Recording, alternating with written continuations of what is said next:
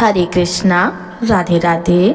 साल 2024 में देव उठनी एकादशी, जिसे हरि प्रबोधनी एकादशी कहा जाता है, इसका व्रत 12 नवंबर 2024 दिन मंगलवार को किया जाएगा एवं व्रत का पारण अगले दिन 13 नवंबर को सुबह 6 बजे से सुबह 9:30 के बीच में किया जाएगा। देव उठनी एकादशी पर भगवान विष्णु 4 माह की निद्रा के उपरांत जागते हैं।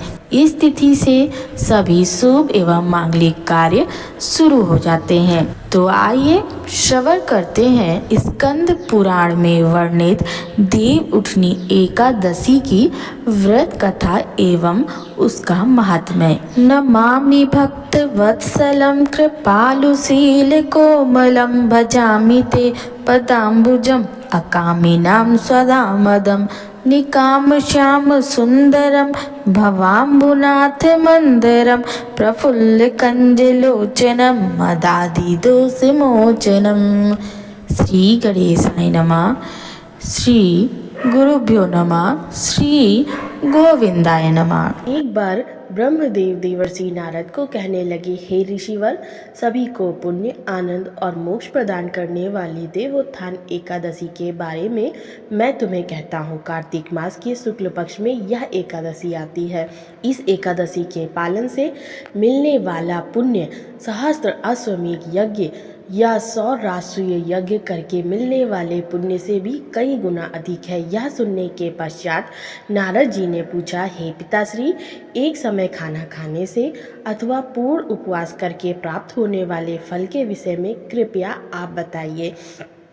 ब्रह्मदेव ने कहा, एकादशी को एक समय खाना खाने से उसके केवल एक जन्म के पाप नष्ट होते हैं। जो केवल रसाहार करता है उसके 2 जन्मों के पाप नाश होते हैं, पर जो पूरा दिन उपवास करता है उसके 7 जन्मों के पाप नष्ट होते हैं।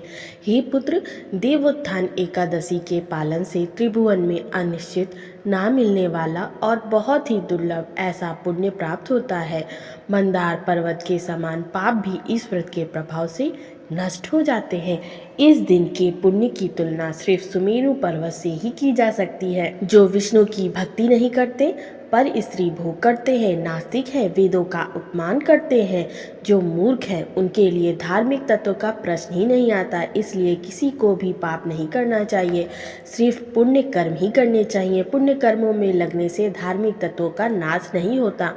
जो भी निश्चय पूर्वक देवोत्थान एकादशी का पालन करता है उसे 100 जन्मों के पाप से मुक्ति मिलती है। जो भी रात को जागरण करता है उसके भूत, वर्तमान, भविष्य की पीढ़ियां वैकुंठ प्राप्त करती है। हे नारद, जो भी कार्तिक मास में विष्णु की पूजा तथा एकादशी व्रत का पालन नहीं करता उसके सभी पुण्यों का क्षय होता है। इसलिए निश्चित रूप से हर एक को कार्तिक मास में विष्णु की उपासना करनी चाहिए। इस मास में अन्य द्वारा बनाया अन्न ना खाने से चंद्रायण व्रत का पुण्य मिलता है। कार्तिक मास में जो भी भगवान विष्णु के गुणों का लीला श्रवण करता है उसे 100 गायों का दान करने का पुण्य प्राप्त होता है। नियमित वैदिक शास्त्रों का अध्ययन करने से हजारों यज्ञों का फल मिलता है। जो भगवत कथा के श्रवण के पश्चात वक्ता को दक्षिणा देता है उसे वैकुंठ की प्राप्ति होती है। नारद मुनि ने कहा, हे स्वामी, कृपया यह एकादशी कैसी करनी चाहिए, इस विषय में आप हमें बताइए।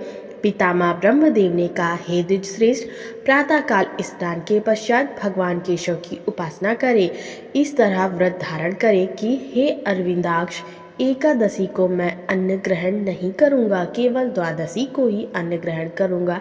हे अच्युत, कृपा आप मेरी रक्षा करें। ब्रह्मदेव ने आगे कहा, संपूर्ण दिन भक्ति भाव से व्रत का पालन करना चाहिए। रात में भगवान विष्णु के पास बैठकर भजन कीर्तन लीला का श्रवण करके जागरण करना चाहिए। एकादशी के दिन लोभ की वृत्ति का त्याग कर दे। जो भी पुण्यवान इस प्रकार से व्रत का पालन करता है उसे अंतिम ध्येय की प्राप्ति होती है। जो कोई भी इस दिन भगवान जनार्दन को कदम्ब के फूल अर्पण करता है उसे कभी यमलोक नहीं जाना पड़ता। जो गरुड़ ध्वज भगवान विष्णु को कार्तिक मास में गुलाब के फूल अर्पण करता है उसे निश्चित ही मुक्ति प्राप्त होती है। जो कोई भी अशोक वृक्ष के फूल भगवान को अर्पण करता है उसे सूर्य चंद्र होने तक दुख भोगना नहीं पड़ता। समी वृक्ष के पत्तों से जो भगवान की पूजा करता है उसे यमराज कभी दंड नहीं देते। वर्षा ऋतु में जो जगदीश्वर विष्णु की पूजा चंपा के फूलों से करता है उसका भौतिक विश्व में जन्म नहीं होता। जो पीले रंग के केतकी के फूलों से भगवान विष्णु की पूजा करता है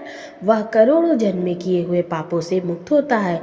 सहस्त्र दल लाल रंग के कमल के फूलों से जो भगवान जगन्नाथ की पूजा करते हैं वे भगवान के श्वेतद्वीप नामक धाम की प्राप्ति करते हैं।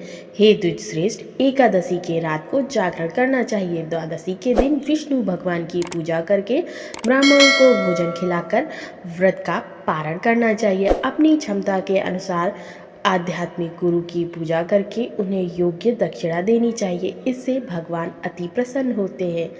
जय श्री कृष्ण।